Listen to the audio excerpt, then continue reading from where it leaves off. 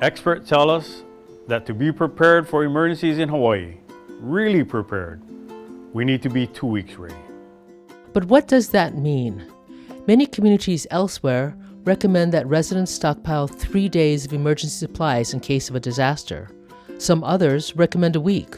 But Hawaii is so far from places that can send help and supplies during a hurricane or other disasters, our communities can easily become isolated or cut off from assistance. That's why the Hawaii Emergency Management Agency recommends that each ohana here should be 2 weeks ready. That means able to meet your needs for food, water, and other necessities without help.